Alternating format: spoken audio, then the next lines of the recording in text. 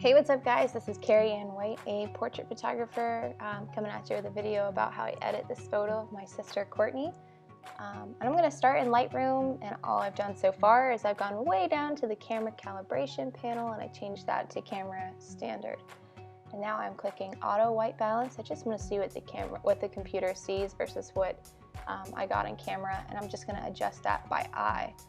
So I wanted it warmer. This is a very warm portrait on purpose, so I did like that warmer. So after I'm done tweaking the white balance, and I'm just gonna crop it because that is the next thing that's bugging me. So I just go in order of pretty much how much something is bugging me as far as when I edit it.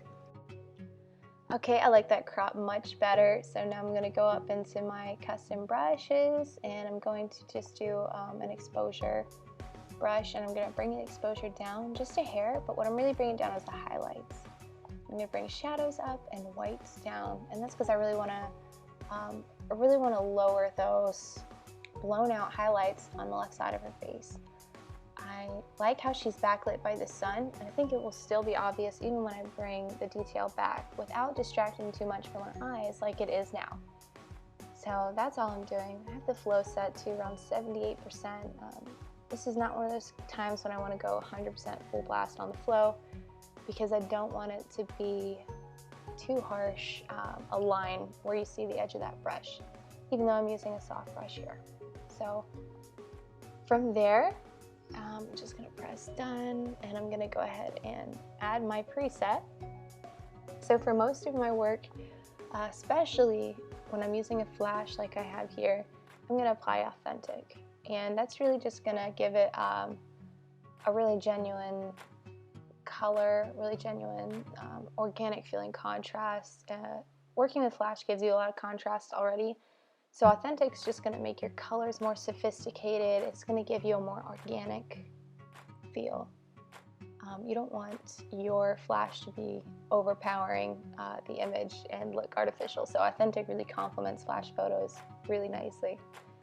So now what I'm doing is I'm just jumping around my panel, and I'm just giving it minor tweaks. I'm already 90% of the way there between what we did before the preset and applying the preset. So I do want just to preserve the detail as much as possible, and we're gonna just take it the last little bit in Photoshop. So we're just getting everything the way we want. We're doing this by eye, and this is normal for hand editing your images, is to just jump around the panel and make adjustments. I like that, so I'm going to go right click, edit in Photoshop, and we're jumping right in with the healing brush tool. So that's that little band-aid icon on the left. Okay, so to use the healing brush tool, you're going to want to sample skin, and I do that on a Mac by holding the Alt Option key while I click and sample, and then I'm just going to click regularly and brush over the blemish. And I resample by holding that Alt Option key every single blemish, and that's because I want to grab skin that follows the same pattern. There's so many patterns in the skin. So if it's a hair, I want to grab something that's like a similar direction here. If it's a wrinkle, I'm going to add a little further down the same horizontal wrinkle, and I just want it to look like nothing has been done, and that takes the most work of all, ironically. So it's fairly straightforward on all these little spots and these bright dry patches on her skin, but it starts to get a little harder when you remove these hairs, and that's because you don't want to just click a spot slightly to the left or to the right of the hair and then drag it all up and down. I see people do that a lot, but I hate the look of cloned skin and where it looks like a ghost hair, because it doesn't follow the exact same gradation in the shadows. So you really want to sample, resample with hair. See, I'm doing that here. I'm going to sample, and I'm getting in small because I really want this to go unnoticed, and I'm wiggling it. So yeah, wiggle, and I resampled again, wiggling, and I'm gonna and I'm actually using this healing brush tool to reblend her eyebrows. I'm just gonna grab skin from just around her eyebrows and put it back, and it's gonna reblend that for me and reinterpret the way that should be blended. So that's my little hack for fixing eyebrows. There's a lot of ways we'll fix eyebrows, but that's one of the first ways you can do it. So I'm just looking at the image in and out, and I'm deciding that I'm done with the first step. So now I'm going to move into the layers. So what I just did, guys, was I added frequency layers by my command shortcut key by using function F2, and that's just because I assigned it there. If you press it, if you haven't set it up that way, it's not going to do that for you, but just know that's where I put mine, and I recommend putting it there because it's easy. I'm going to tell you to use it a lot, and it'll help you follow along with my videos in the future. So all I've done now is in the blur layer, you want to select the blur. It's your low frequency layer. So what we've done with the frequency separation is we've split the photo in half. We've told it there's colors and then there's textures. So your blur layer is the colors. That's where we're going to be blending her skin tone with the mixer brush tool. So I've turned my texture layer off to help you guys see exactly what I'm doing without confusing you by having that texture layer there that we're not even working on. So we're only working on her skin tones. So with the blur layer selected, you're going to go to the mixer brush and make sure that you have it selected on moist heavy mix. That's moist heavy mix. It's wet 10%, load 5, mix 100. You don't have to do any of that. Just select moist heavy mix and it'll set those for you. Just make sure you also use a soft brush. And now what I'm doing, instead of just like how I use the wiggling technique on strands of hair and removing tricky blemishes that follow a harsh line like that, I'm wiggling this all over her face, but I'm using little circular patterns, kind of the way that you would blend makeup. The way that this feels is, oh my gosh, if you like painting, if you like applying makeup, this feels good. This feels personal. You're re-blending your client or your model's face, and it's just really fun. There might be more straightforward, easy, mechanical ways to blend an even skin tone, but I promise you this one feels the best. It's the most hands-on way to do it. Okay, so quick little tips when you're doing this is stay inside a highlight. If you are blending along a highlight, you want to blend along the line of it. Stay inside a shadow if you're blending in the shadow. The only exception is when you want to use this technique to actually help give you a head start on contouring the face, and that's when you pull a shadow in a little more on the nose and things like that, but really don't even attempt that until you're comfortable with this technique. So yeah, I'm just going to blend things out little by little, and then when I feel like that's done, the last thing I'm going to do inside the frequency layers is I'm going to just drag that texture layer down to make a new copy, and I'm going to lower that copy layer down to like 15%. Somewhere between 10 and 20% is ideal, and it's just going to depend on the photo, but this is my little secret weapon. And it's something that you can do on just about every photo you retouch, and it's going to make your photos stand out in print, on the web. People are going to be like, wow, how are your photos so sharp? Just a little secret for you. So what I've just done is I've flattened my layers, and I have that set to function F3. But again, if you press that, it's not going to do anything for you unless you set it up that way too.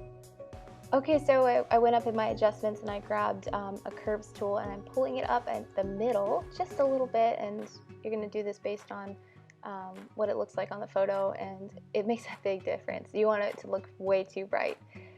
And then I've just clicked on the layer mask, and I've given it a layer mask, and I inverted it, and I do Command I to invert it, and that hides the entire layer, and I'm just going to paint back in. So with the layer mask selected, I'm going to paint back in with a low flow brush.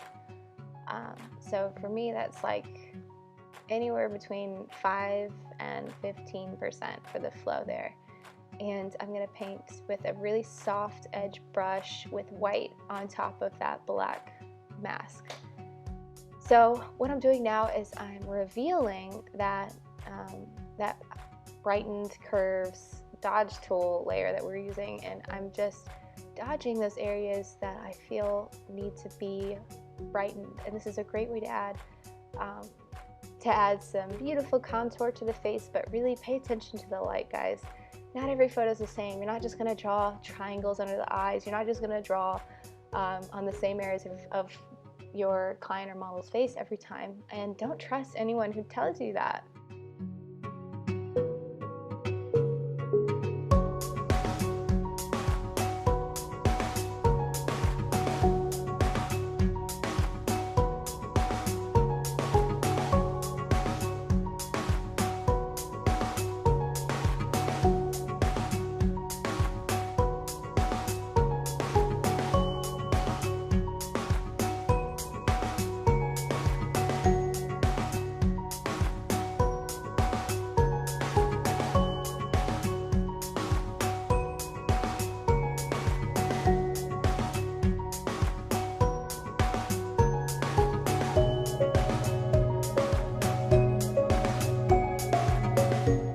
Okay, so when you're about done dodging the photo, you're gonna toggle that on and off just because it's really fun to see the progress you made there and just to make sure that you highlighted the right areas you wanted to.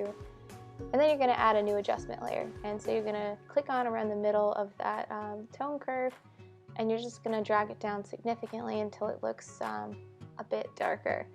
And then you're going to hide that with a layer mask. And now we're just painting in with the same brush that we did on the layer mask on the layer before. And we are just going to reveal that darker layer where we want to dodge our photo. I'm sorry, to burn our photo. So this is where I like to just take an opportunity to deepen shadows that are already there. And I like to add, you really just want to go based on what the photo needs. Every photo is different, every face is different, and so I use this to kind of deepen eyeshadow and the darker spots where I want to, and I use it to accentuate the contour of the nose sometimes. Sometimes I use it to darken around the top of the forehead near the hairline and around the edge of the face because it makes the face look younger, and this is really just based on practice and deciding what you think makes the image look right. But don't go overboard with this. Don't give every single face a contour if it doesn't need it. Just focus on adding contrast by accentuating shadows that are already there and where we want them to be.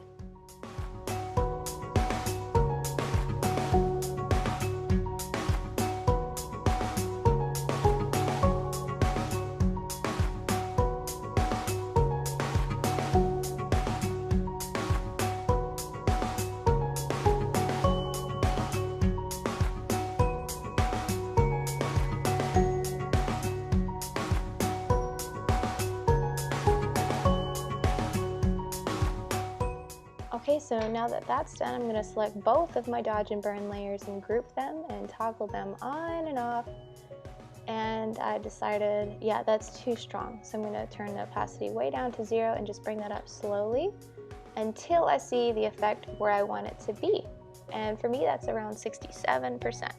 That's going to change with every photo, but that's good for me. So now I'm just going to use my shortcut key again, where I'm going to do function F3, and that's going to flatten the image, and I'm going to save it by just doing Command S, and that's going to bring us back over to Lightroom. It's going to open it there right beside your old image, and there you have it. So really guys, thanks for watching. I hope you'll follow along for more techniques and ask questions. This is something that I want us to do together. I want us to learn and grow and develop together. So let me know if you want anything clarified or if you have any requests for videos in the future. I would love to help.